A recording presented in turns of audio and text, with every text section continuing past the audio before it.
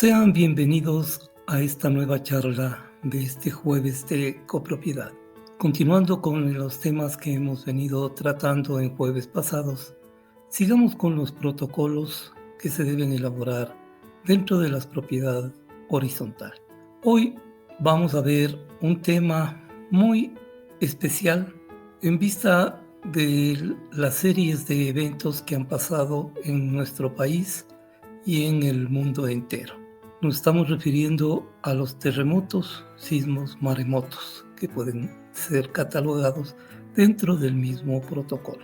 Vamos a dar los lineamientos como para realizar un protocolo, el cual nos va a hacer la guía, el paso a paso, para poder en nuestro inmueble tener una guía práctica hasta ensayada de qué podemos hacer en el caso de que un evento natural, como son los sismos, terremotos, maremotos, inundaciones, pues puedan suceder en nuestro inmueble. Con esta reflexión de entrada, vamos a comenzar nuestra charla de este día y esta tarde. Como siempre, vamos a comenzar con un video que nos hace una introducción bastante dinámica a lo que vamos a hablar en esta tarde. Vamos allá, por favor. La Tierra tiembla. Es una realidad inevitable. Pero podemos estar preparados. La prevención es la mejor defensa ante un terremoto. En un condominio, la seguridad depende de todos. Primero, hay que elaborar un plan de emergencia. Este plan debe ser claro y conciso. Debe indicar las rutas de evacuación. También debe identificar las zonas seguras dentro del condominio. Es importante que todos los residentes conozcan el plan. Segundo, se necesita un kit de emergencia. Este kit debe contener agua, alimentos no perecederos y una linterna. También debe incluir un botiquín de primeros auxilios, un silbato y una radio a pilas. Es vital revisar el kit periódicamente. Finalmente, la capacitación es fundamental. Se deben realizar simulacros de terremoto con regularidad. Estos simulacros permiten practicar la evacuación. También ayudan a identificar puntos débiles en la preparación. La seguridad de todos depende de la participación activa en los simulacros. El suelo se mueve, los objetos caen. Es crucial mantener la calma.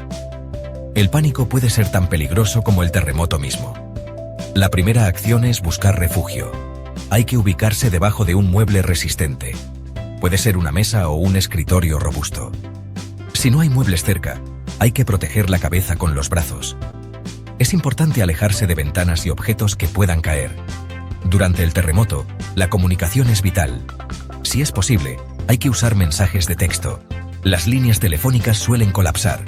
Una vez que el terremoto haya cesado, hay que evaluar la situación. Es importante verificar si hay heridos. El silencio llega. El peligro aún no ha pasado. Es el momento de actuar con precaución. Antes de salir, hay que verificar si hay daños en el edificio.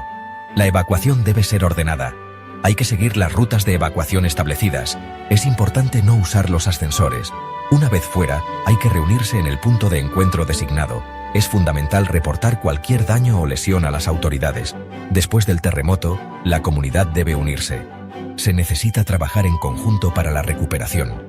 Es importante brindar apoyo a los vecinos que lo necesitan.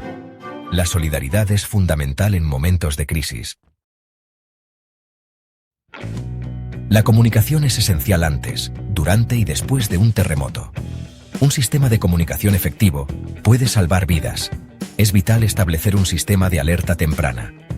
Este sistema debe poder notificar a todos los residentes sobre un terremoto inminente. También es crucial mantener actualizados los números de contacto de emergencia. Los simulacros periódicos son la clave para una respuesta efectiva.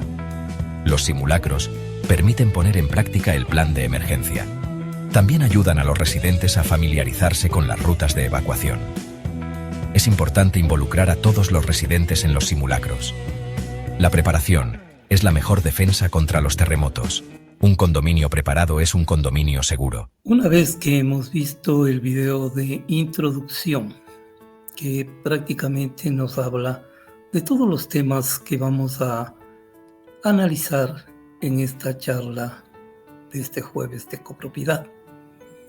Como ustedes ven, es un tema bastante abierto, bastante amplio, que involucra una serie de actividades, una serie de acciones que se debe tomar en cuenta al elaborar un protocolo por terremotos.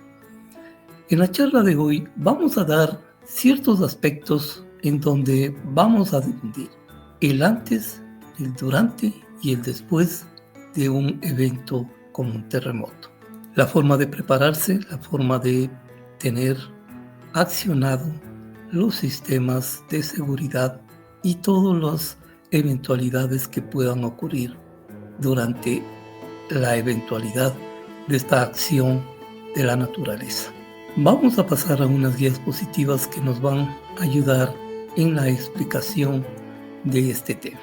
Bien, comencemos con nuestra charla de esta tarde, en donde vamos a ver los protocolos para terremotos. Podemos comenzar diciendo que un protocolo detallado para casos de emergencia por terremoto es crucial para la seguridad en un condominio. Aquí te vamos a dar un protocolo exhaustivo adaptado al contexto de un conjunto o condominio.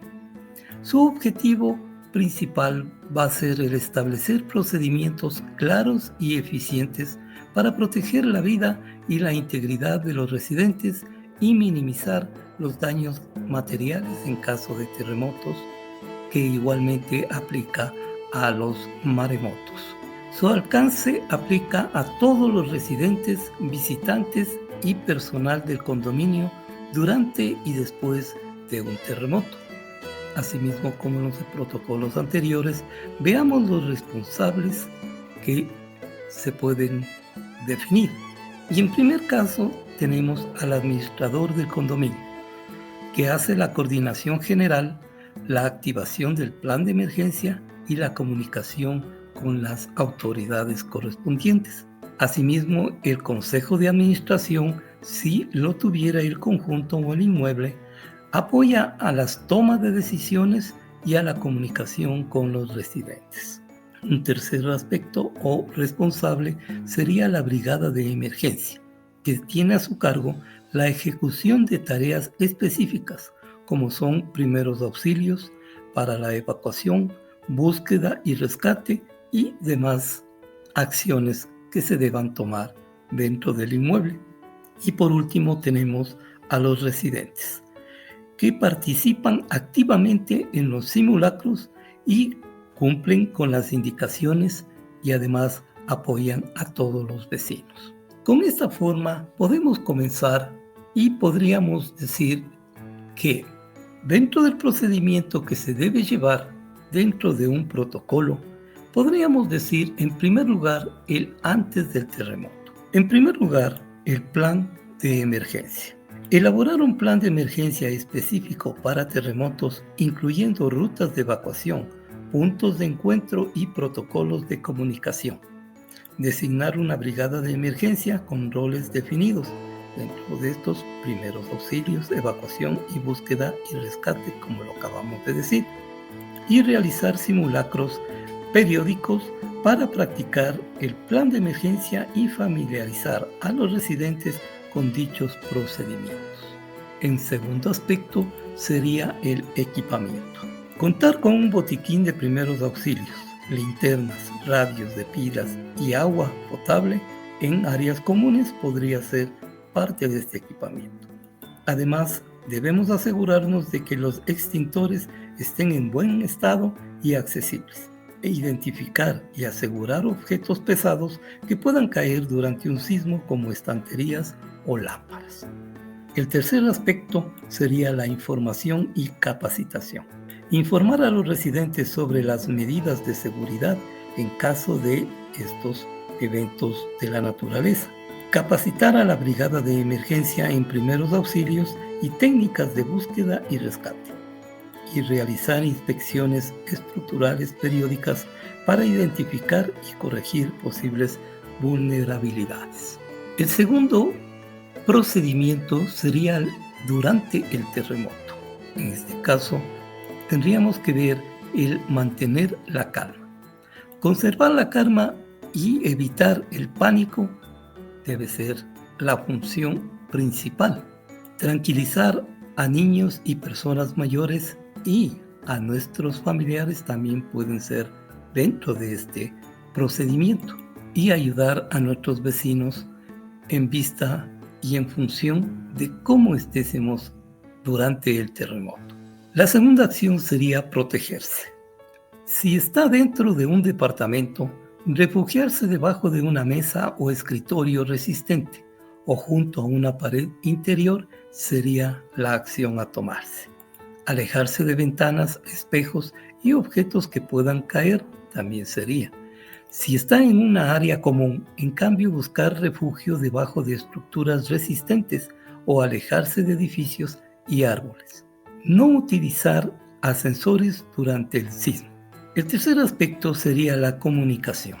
Mantenerse informado a través de radios a pilas sobre las indicaciones de las autoridades, evitando el uso de teléfonos móviles para no saturar las líneas de emergencia. Estaría dentro del procedimiento segundo durante el terremoto. Ahora pasemos a ver en cambio el tercer aspecto, que sería después del terremoto. Y tenemos algunos aspectos a tomar en cuenta. El primero, la evaluación inicial. Verificar si hay heridos y prestar primeros auxilios. Evaluar los daños en las instalaciones como gas, electricidad, agua. Y no encender fósforos ni encendedores para asegurarse de que no haya fugas de gas. El segundo aspecto sería la evacuación. Evacuar el edificio siguiendo las rutas de evacuación establecidas. Dirigirse a los puntos de encuentro designados y no regresar al edificio hasta que las autoridades o personal calificado lo indiquen. Estarían dentro de este procedimiento de evacuación. El tercer aspecto sería la comunicación y también la coordinación. Comunicarse con las autoridades de emergencia como bomberos, policía o defensa civil. Informar sobre la situación en que se encuentra nuestro inmueble en cuanto a heridos o daños. Y coordinar con los vecinos para brindar el apoyo mutuo entre todos los vecinos. Un cuarto aspecto sería búsqueda y rescate. En cambio, la brigada de emergencia realizará una búsqueda y rescate de personas atrapadas, siempre y cuando no exista el riesgo de derrumbe dentro de nuestro inmueble. Y también colaborar con los equipos de rescate profesionales cuando ellos lleguen al inmueble. Un quinto aspecto sería la revisión de las instalaciones. Revisar las instalaciones de gas, electricidad y agua para detectar posibles fugas o daños podría también ser parte del procedimiento. No utilizar las instalaciones dañadas hasta que sean reparadas por personal calificado también estaría dentro de esta revisión de instalaciones. Un sexto aspecto sería la atención a los residentes. Brindar el apoyo emocional a los residentes afectados. Organizar un centro de acopio para alimentos y suministros y mantener la calma y evitar propagar rumores estaría dentro de este procedimiento. Pasemos ahora a ver unas consideraciones adicionales a las que hemos dado, que también forman parte de este procedimiento. En primer lugar, simulacros periódicos. Se debe realizar en los inmuebles simulacros de terremoto al menos 2 veces al año, es lo recomendable. Mantenimiento de equipos. Revisar y mantener en buen estado de los equipos de emergencia, sean estos extintores, botiquines, camillas, etc. Y el tercer aspecto sería la actualización del plan. Revisar y actualizar el plan de emergencia periódicamente, incorporando lecciones aprendidas y nuevas recomendaciones, podría ser también parte de estas consideraciones adicionales que formarían parte del procedimiento. Una vez que hemos visto todos los aspectos del procedimiento y que son muy similares a los que hemos venido viendo en los protocolos que ya hemos visto los jueves pasados, vamos a ver un aspecto importante que nombra, que es el plan de emergencia. Este protocolo ayudará a preparar al conjunto o condominio para enfrentar un sismo o terremoto, minimizando los riesgos y protegiendo la vida de los residentes.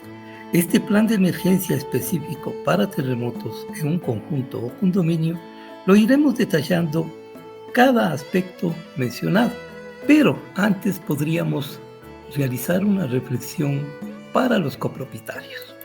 Diremos que los terremotos son eventos impredecibles, pero la preparación y la conciencia pueden marcar la diferencia entre la vida y la muerte. La prevención es una responsabilidad compartida que requiere la participación de todos los vecinos. Al estar preparados, podemos reducir el impacto de estos desastres y construir comunidades más resilientes.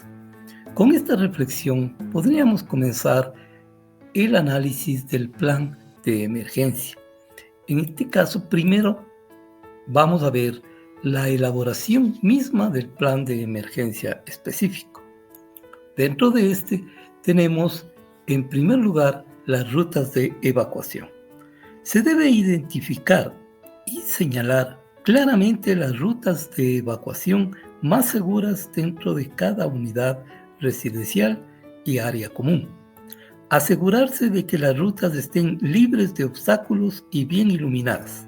Designar rutas alternativas en caso de que las principales estén bloqueadas y realizar simulacros para familiarizar a los residentes en las rutas de evacuación. El segundo aspecto dentro de la elaboración sería el de puntos de encuentro. Establecer puntos de encuentro alternativos en el caso de que los principales sean inaccesibles y los puntos de encuentro, de ser posible, que sean en zonas libres de edificación. El tercer aspecto podríamos decir que son los protocolos de comunicación. Establecer un sistema de comunicación de emergencia para alertar a los residentes sobre el terremoto y proporcionar instrucciones. Utilizar múltiples canales de comunicación como alarmas, mensajes de texto, correo electrónico y radio a pilas también estaría dentro de esta elaboración del plan de emergencia. Designar a un responsable de comunicación para difundir información oficial y evitar la propagación de rumores también sería otro punto a tomar en cuenta. Establecer un sistema de información para familiares que estén fuera del condominio y que busquen información de sus familiares también deben estar dentro de estos protocolos de comunicación en la elaboración del plan de emergencia específico. Pasemos a ver, en cambio, la designación de la brigada de emergencia. Dentro de esta designación de la brigada de emergencia podemos hablar sobre los roles definidos.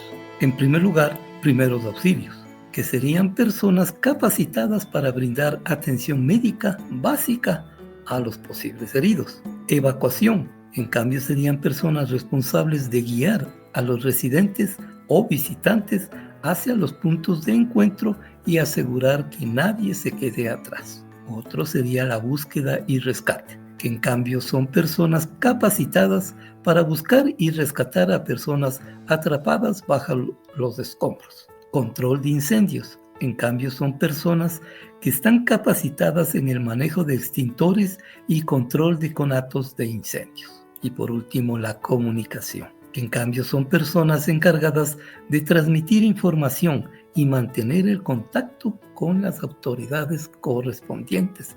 Estarían dentro de estos roles definidos. Dentro de la designación de la brigada, en cambio, como ya hemos dicho, el segundo aspecto sería la capacitación. Se debe proporcionar capacidad y capacitación regular a los miembros de dicha brigada de emergencia en sus roles específicos. Realizar simulacros prácticos para que la brigada pueda poner en práctica sus habilidades. asegurarse de que la brigada tenga de los números de emergencia de las entidades de socorro. También estaría dentro de esta capacitación. Veamos un tercer aspecto, que es en cambio el equipamiento. Sobre esto debemos decir que se debe dotar a la brigada de emergencia con el equipo necesario para realizar sus tareas. En este caso, botiquines de primeros auxilios, linternas, cascos, guantes, camillas, palas, picos, barras, entre otros. Una vez que hemos visto la designación, los roles, la capacitación y el equipamiento, pasemos a ver en cambio la realización de los simulacros periódicos como tercer punto. Dentro de estos debemos nombrar en primer caso la frecuencia. Se debe realizar simulacros de terremoto al menos 2 veces al año, se recomienda. 1 sería también. Ninguno no sería lo ideal. Podríamos estar ante un evento en cualquier momento. Por lo tanto, debemos estar preparados. Programar simulacros de sorpresa para evaluar la capacidad de respuesta de nuestros residentes también sería dentro de esta frecuencia en la realización de los simulacros. El segundo aspecto sería en cambio los tipos de simulacros. Y sobre estos podríamos decir que hay simulacros de evacuación, que se practica la evacuación del edificio o un inmueble y el traslado a los puntos de encuentro. Los simulacros de primeros auxilios, en cambio, es practicar la atención de heridos en diferentes escenarios. Y los simulacros de búsqueda y rescate, que en cambio son la práctica de la búsqueda y rescate de personas atrapadas bajo los escombros. El tercer aspecto dentro de la realización de un simulacro estaría la evaluación. Realizar una evaluación posterior a cada simulacro para identificar áreas de mejora podría ser. Recopilar comentarios de los residentes y miembros de la brigada de emergencia también debería ser dentro de la evaluación. Y actualizar el plan de emergencia en función de los resultados que ha dado esta evaluación también debería ser. En cuarto aspecto, debemos hablar sobre la familiarización. Estos simulacros tienen que ser lo más realistas posibles para que los residentes se familiaricen con los sonidos y las acciones que se realizarían en un evento real, y realizar simulacros en diferentes horarios para que todos los residentes tengan la oportunidad de participar en estos simulacros, podríamos acotar. Al seguir este plan detallado, el condominio o conjunto estará mejor preparado para enfrentar un sismo o terremoto, y proteger la vida de todos sus residentes sería lo más óptimo. Hasta aquí la primera parte de nuestra charla. Para proseguir con el procedimiento de equipamiento, vamos a ver un video que tenemos preparado y que nos habla sobre este tema. Vamos allá, por favor. La tierra tiembla, estén listos. Los terremotos son una realidad, no podemos predecirlos, pero podemos estar listos. Estar preparados puede hacer toda la diferencia. Cada departamento necesita un plan de emergencia. Este plan ayuda a que todos estén seguros durante un temblor. Empiecen por identificar zonas seguras. Estas son áreas lejos de ventanas o cualquier cosa que pueda caer. Debajo de muebles resistentes como mesas es una buena opción. Saber a dónde ir los mantendrá seguros. Luego, piensen en la comunicación. ¿Cómo se comunicarán con ayuda o con la familia? El servicio celular podría no funcionar. Tener una radio a pilas es crucial. Manténganla a mano y asegúrense de que funcione. Recuerden, la preparación es clave. Un terremoto puede ocurrir en cualquier momento y en cualquier lugar. Al tomar medidas ahora, estarán listos para enfrentar el desafío. Manténganse seguros. Su primera línea de defensa: botiquines de primeros auxilios. Las lesiones son comunes durante los terremotos. Pueden ocurrir cortes, moretones, incluso fracturas. Por eso, un botiquín de primeros auxilios bien surtido es esencial.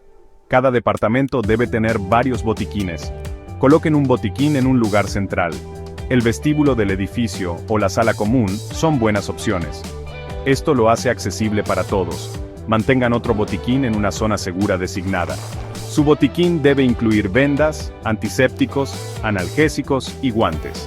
No olviden un manual de primeros auxilios. Es fácil olvidar los procedimientos básicos bajo presión. Un manual proporciona instrucciones claras. Finalmente, revisen sus botiquines regularmente. Asegúrense de reponer los suministros. Los medicamentos vencidos son inútiles en una emergencia. Recuerden, un botiquín de primeros auxilios bien mantenido puede salvar vidas. Luz y comunicación, linternas y radios. Los terremotos a menudo cortan la electricidad. Necesitarán una fuente de luz confiable. Las linternas son la opción más práctica.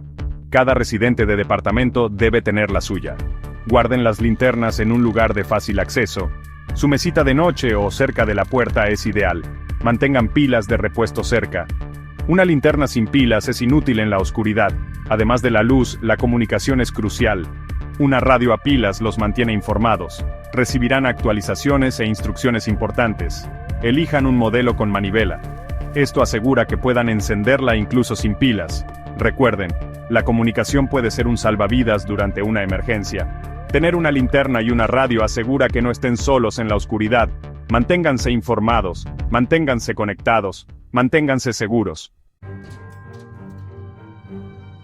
Sección 4. Suministros esenciales, agua y comida. Después de un terremoto, el acceso a alimentos y agua podría ser limitado. Las tiendas podrían estar cerradas y el suministro de agua podría verse interrumpido. Por eso es crucial tener sus propias provisiones de emergencia. Almacenen al menos 1 galón de agua por persona por día. Apunten a un suministro para 3 días. Mantengan el agua en recipientes resistentes y herméticos. Etiquétenlos claramente con la fecha de almacenamiento. Los alimentos no perecederos también son esenciales. Piensen en productos enlatados, barras energéticas y frutas secas. Elijan artículos que requieran una preparación mínima. Recuerden, es posible que no tengan acceso a instalaciones para cocinar. Roten sus suministros de alimentos y agua regularmente. Revisen las fechas de vencimiento y reemplácenlos según sea necesario. Los suministros frescos aseguran que tengan sustento cuando más importa. Sección 5. Seguridad contra incendios. Primero, extintores y más. Los terremotos pueden provocar incendios. Las fugas de gas y los daños eléctricos son culpables comunes. Cada departamento debe tener medidas de seguridad contra incendios.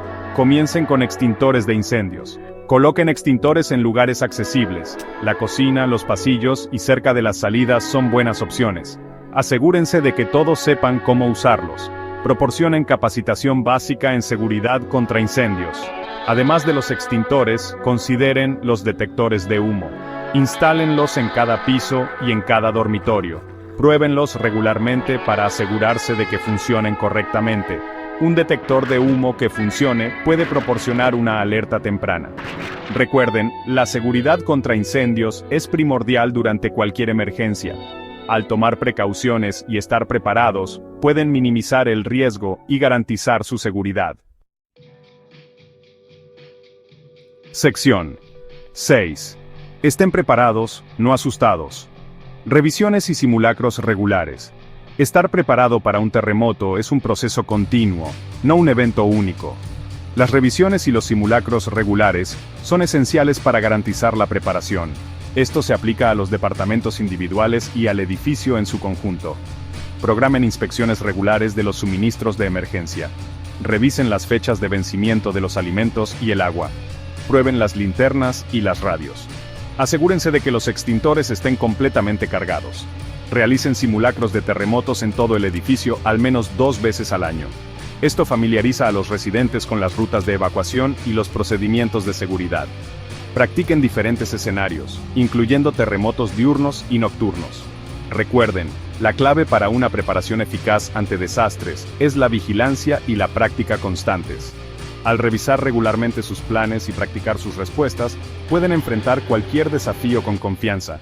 Manténganse seguros y preparados. Una vez que hemos visto este video y que nos adentra al procedimiento de equipamiento dentro del protocolo de emergencia por terremoto en nuestros inmuebles en propiedad horizontal, comencemos diciendo que dentro del procedimiento de equipamiento tomando en cuenta dentro del protocolo de emergencia, detallemos cada aspecto a tomar en cuenta.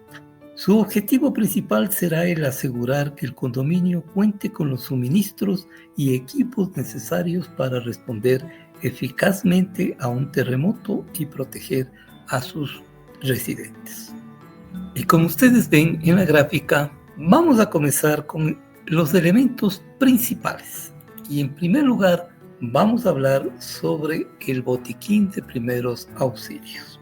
Dentro de este, podemos denotar la ubicación. Colocar botiquines de primeros auxilios en áreas comunes estratégicas, como serían, por ejemplo, la recepción, salones de eventos, el gimnasio, la piscina, y en cada unidad residencial podría ser parte de la colocación de estas botiquines de primeros auxilios, asegurándose de que estos botiquines estén claramente señalizados y accesibles.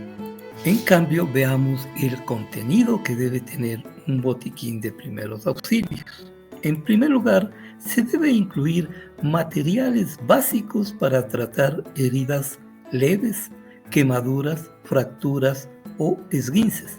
En este caso, por ejemplo, podríamos decir que debe contener vendas, gasas, antisépticos, analgésicos, tijeras, pinzas, guantes y otros elementos que podrían ser necesarios. Añadir medicamentos de uso común, como analgésicos, antihistamínicos y antiinflamatorios, también podría ser parte de nuestro botiquín. Incluir un manual de primeros auxilios y una lista de contactos de emergencia también debería ser parte de este.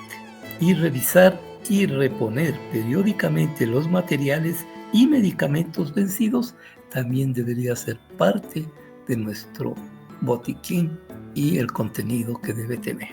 Ahora pasemos a otros dos elementos también primordiales que debe tener nuestro equipamiento.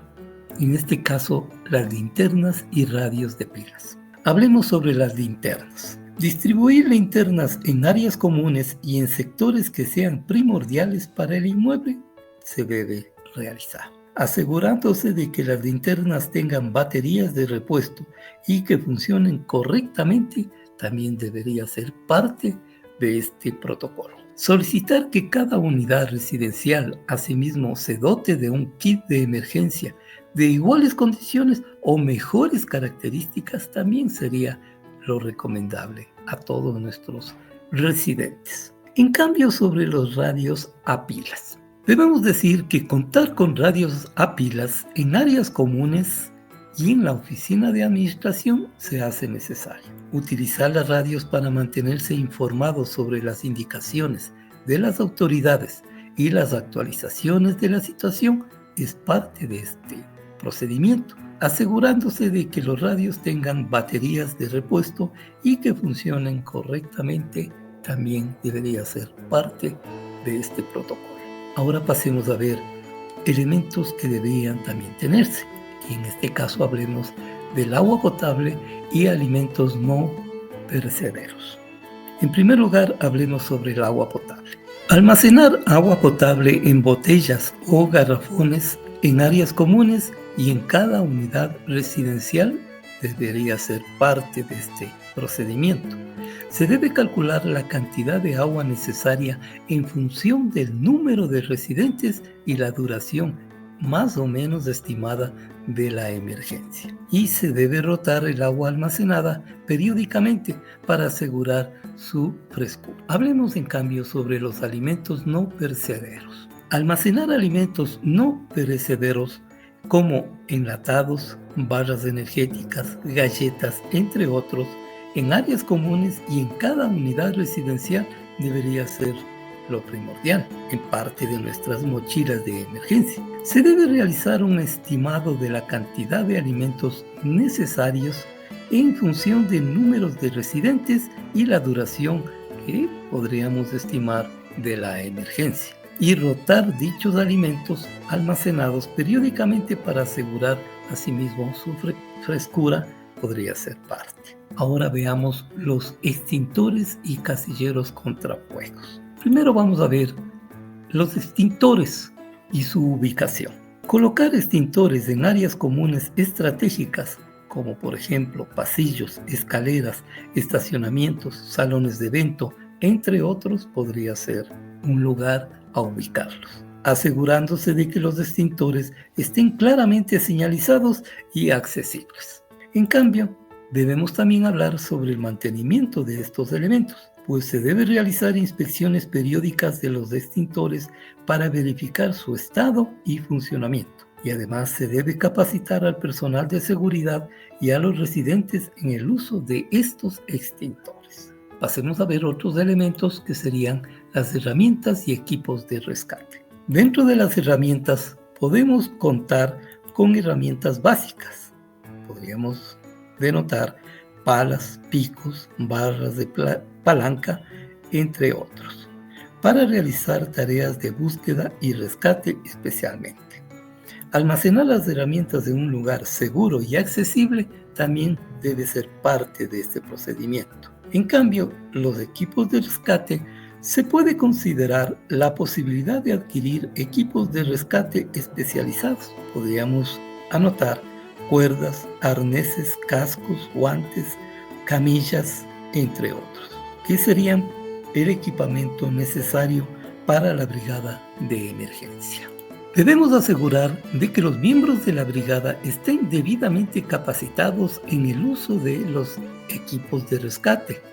También debe ser parte de este procedimiento. Pasemos ahora a ver unos suministros adicionales. Y podemos anotar, entre muchos que podríamos tener, a mantas y cobertores. Se debe distribuir mantas en áreas comunes y en cada unidad residencial para proteger del frío a nuestros residentes. Se debe suministrar silbatos a los residentes para facilitar su localización en el caso de quedar atrapados. También podemos denotar los documentos importantes. Se debe recomendar a los residentes que tengan a mano copias de sus documentos importantes, sean estos cédulas de identidad, seguros o pasaportes en el caso de que sean extranjeros, además de una cierta cantidad de dinero que siempre va a caer necesariamente en ayuda. Y teléfonos de emergencia.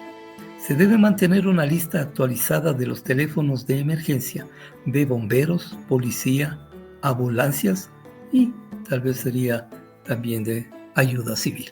Veamos otro aspecto que también se debe considerar, que es el mantenimiento y la revisión. Dentro de esto podríamos anotar el inventario. Se debe realizar un inventario periódico de todos los suministros y equipos de emergencia para ver en qué condiciones se encuentran y si hay o no.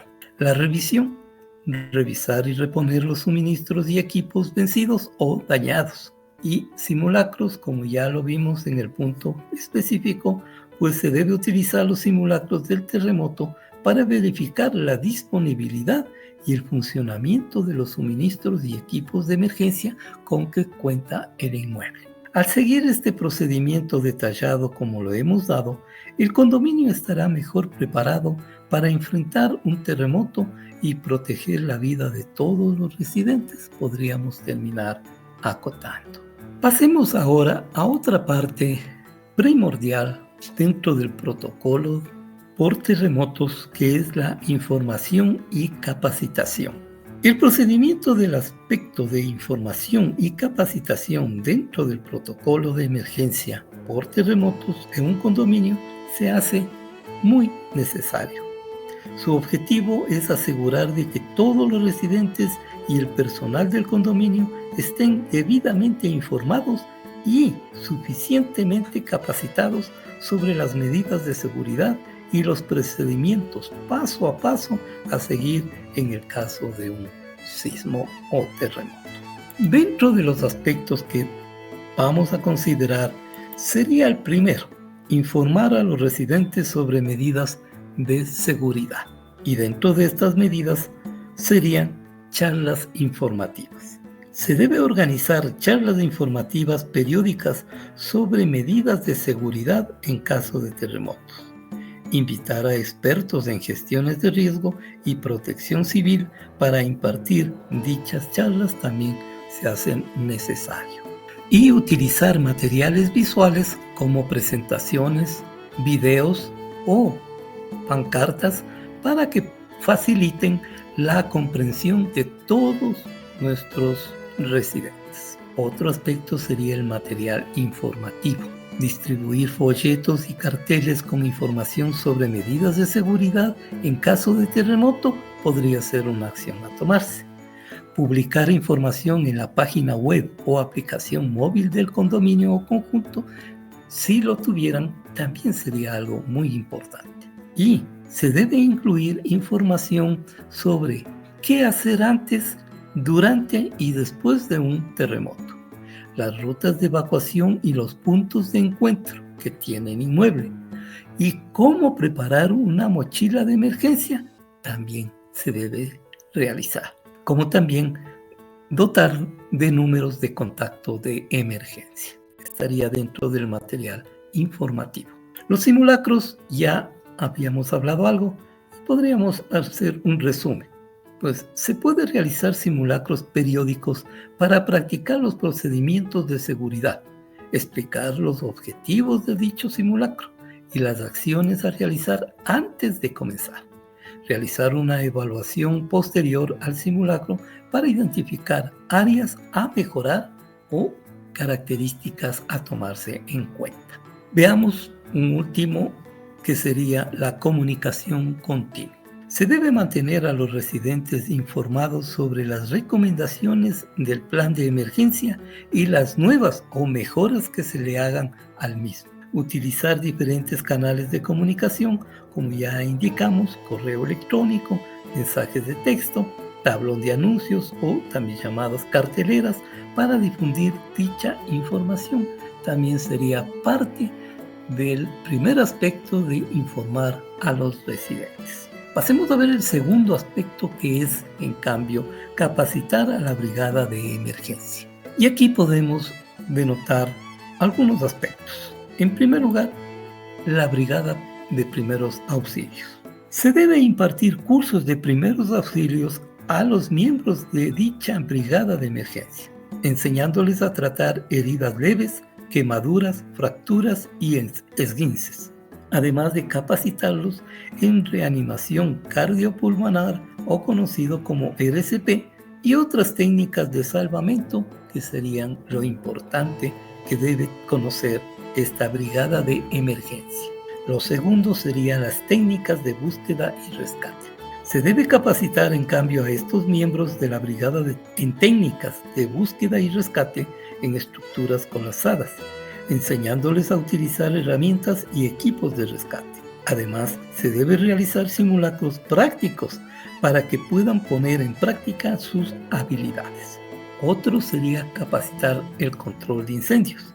Capacitar a dichos miembros de la brigada en el uso de extintores y otras técnicas de control de incendios también podrían ser, realizando simulacros de extinción de incendios como parte de este control de incendios. Otro aspecto sería la comunicación y coordinación. Se debe capacitar a los miembros de la brigada en técnicas de comunicación y coordinación en situaciones de emergencia, enseñándoles a utilizar radios de comunicación y otros equipos que tuviera el inmueble, realizando simulacros de comunicación y coordinación con otras entidades de emergencia. También sería parte de esta capacitación a la brigada de emergencia.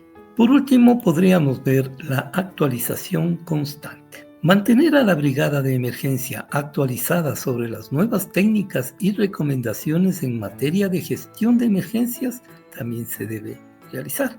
Realizando simulacros y ejercicios prácticos de forma regular también sería parte de esta capacitación a la brigada de emergencia. Ahora pasemos a hablar algo sobre después de lo que ha sucedido un evento de terremoto. En este caso, tomemos en cuenta la realización de inspecciones estructurales periódicas. Y dentro de esto, en primer aspecto, la contratación de profesionales. Se debe contratar a ingenieros especializados en estructuras para realizar inspecciones periódicas de nuestro inmueble, asegurándose de que los profesionales estén debidamente calificados y certificados para realizar estas evaluaciones. El segundo aspecto, identificar las debidas vulnerabilidades. Realizar inspecciones visuales y técnicas para identificar posibles vulnerabilidades estructurales, evaluando el estado de las columnas, vigas, muros, losas y otros elementos estructurales, identificando posibles riesgos de derrumbe o colapso. Acción de dichas vulnerabilidades, elaborándose un plan de acción para corregir dichas vulnerabilidades, que estén debidamente identificadas por el profesional que ha sido contratado, priorizando las reparaciones en función del nivel de riesgo. Además, se debe contratar a empresas constructoras especializadas para que realicen dichas reparaciones. Por último, podríamos ver el registro de las inspecciones. Mantener un registro detallado de las inspecciones estructurales realizadas, incluyendo información sobre las vulnerabilidades identificadas, las reparaciones realizadas y las recomendaciones de los profesionales contratados. Y además se debe conservar los registros en un lugar seguro y accesible. Al implementar estas medidas de información y capacitación, el condominio estará mejor preparado para enfrentar un terremoto y proteger la vida de todos sus residentes. Podríamos terminar sobre este tema. Ahora pasemos a hacer un resumen general de lo que hemos visto hasta aquí. Y podríamos decir que hemos dividido en 3 bases principales. La primera, el antes o la prevención, en donde hemos hablado del plan de emergencia y hemos dicho que es elaborar un plan específico con rutas de evacuación, puntos de encuentro y protocolos de comunicación, designando una brigada de emergencia con roles definidos, en este caso primeros auxilios, evacuación y búsqueda y rescate. El equipamiento, contar con botiquines, linternas, alimentos no perecederos y extintores, asegurando objetos pesados para evitar caídas. Y por último, sobre el antes del terremoto, vimos sobre información y capacitación. Dentro de esto, hemos dicho que informar a los residentes sobre medidas de seguridad, capacitar a la brigada de primeros auxilios y en técnicas de rescate y realizar inspecciones estructurales periódicas estarían como la prevención o el antes de un terremoto. Luego pasamos a ver el durante, que sería la acción inmediata. Hemos dicho que lo primero, mantener la calma, pues se debe controlar el pánico y tranquilizar a todos los residentes.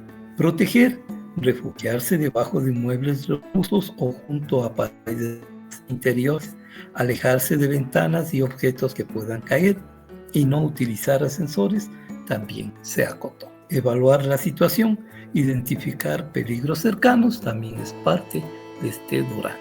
En cambio, el tercer aspecto es el después de un terremoto o las acciones posteriores.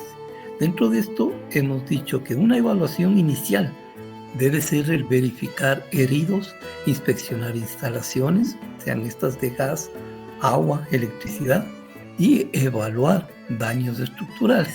También hablamos sobre la evacuación, pues se debe evacuar de manera ordenada hacia los puntos de encuentro designados.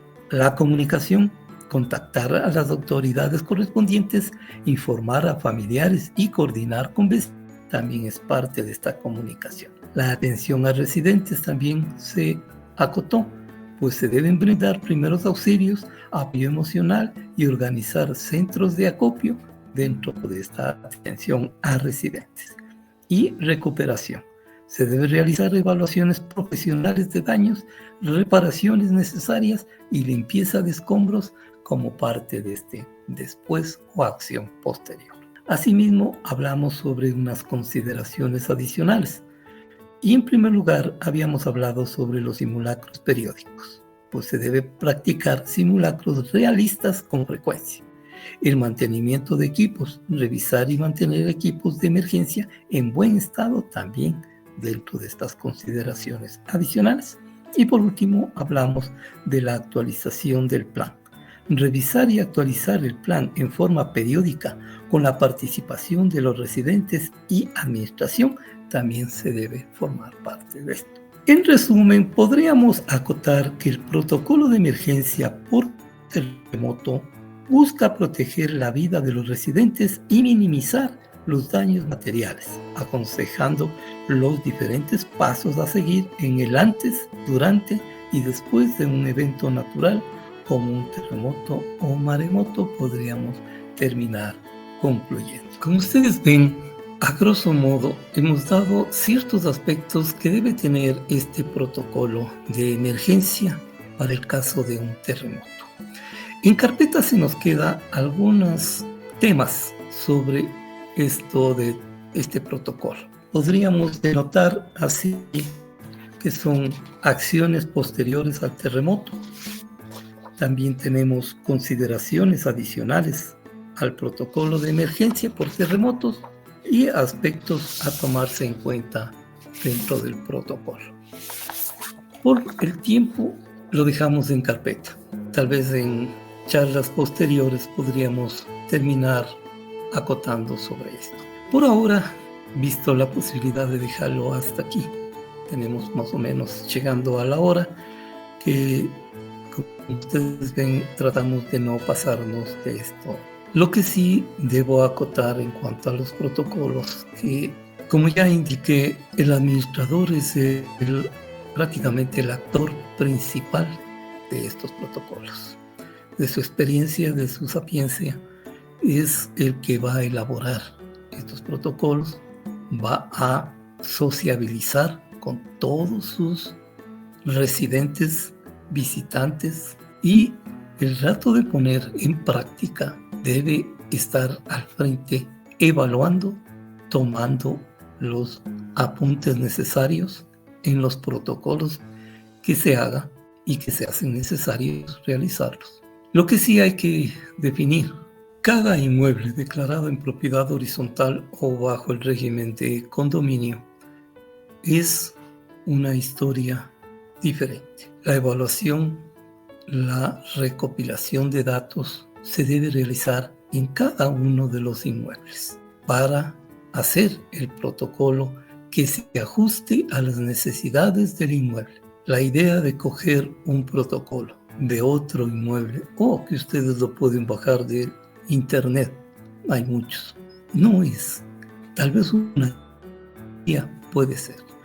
En nuestra charla también es otra guía para realizar el protocolo, pero lo principal es realizar para las necesidades propias de nuestro inmueble, analizando entre los propietarios, entre las directivas, si hubiera consejo de administración, o el directorio general, si fuera ya en un condominio conjunto bastante grande de varias torres, de varios edificios, pues la ayuda de todos para elaborar este protocolo, este paso a paso que se debe seguir. También debo acotar de que no es el manual. Manual es una cosa específica. El protocolo es el paso a paso que se debe realizar. O sea, no es solo decir, se debe tener un plan de emergencia. No, el protocolo debe decir, el plan de emergencia debe comprender esto, esto otro, y el paso que se va a seguir. Todos los pasos que deben seguir en cronología, incluso habíamos dicho. No nos extendamos más, seguimos con protocolos. La próxima semana vamos a hablar de un protocolo que es algo parecido al que hemos hablado en esta tarde. Me estoy refiriendo al protocolo de incendios. Algo parecido, algo de lo que ya hablamos aquí, se va a repetir en el protocolo de incendios, que también es parte de los protocolos de emergencia. Debidamente es el protocolo de emergencia para incendios. No estamos libres de que nos pueda suceder un incendio en tal o cual situación, especialmente en condominios, en conjuntos que ya tienen su buena cantidad de años, que tienen también materiales de fácil combustión, tal vez para los nuevos condominios que son de hormigón armado, que son metálicos, no pueda ser tan primordial, en cambio a los que tienen en sus estructuras madera, que sean de tipo ecológicas, que se utiliza caña gadúa y muchos diferentes paja y bueno, algunas cosas que se pueden hacer, ahí sí se vuelve primordial. Todo esto vamos a verlo la próxima semana. Les invito igualmente a que nos acompañen. Va a ser una charla también bastante educativa. A nuestra manera, podríamos decir que todos estos protocolos, ustedes ven, es muy diferente a lo que pueden ustedes encontrar en otros lados, puedan otros profesionales decirlo, incluso las mismas entidades públicas como bomberos, Cruz Roja, Defensa Civil, pueden ser debidamente mejores que nuestras charlas. Nuestra idea es dar la forma como debe el conjunto unirse y realizar. Muchas veces he oído yo en conversaciones que dicen, bueno, vamos a hacerlo. Alguna persona por ahí dice, bueno, ¿qué hacemos? No se tiene idea, no se tiene ni cómo comenzar. Nuestras charlas es justamente para eso. Primeramente, ver nuestra charla les va a dar una idea general, global, de lo que debe hacerse, de lo que se debe tratar, de lo que se debe contener, de todos los aspectos a tomarse en cuenta. Y eso hace que ya entremos con una idea bastante práctica, bastante real de lo que contiene nuestro protocolo, en este caso, de lo que venimos conversando. Nada más por hoy. El agradecimiento el habernos acompañado a esta charla. Les esperamos la próxima semana, asimismo ya con el tema puesto en mesa y con la frase de siempre somos propiedad horizontal Ecuador, vecinos para vecinos en copropiedad. Nos despedimos. La próxima semana les esperamos aquí, no nos falte. Gracias a ustedes. Gracias por ver este material. Te esperamos en nuestro siguiente video. Te invitamos a seguirnos en nuestras redes sociales, especialmente en YouTube. Hoy te hemos presentado una idea general de nuestros tutoriales. Aspiramos que haya sido de tu interés. Te esperamos en el siguiente. Tutoriales de vecinos para vecinos en copropiedad. Somos Propiedad Horizontal Ecuador y te esperamos en nuestro canal.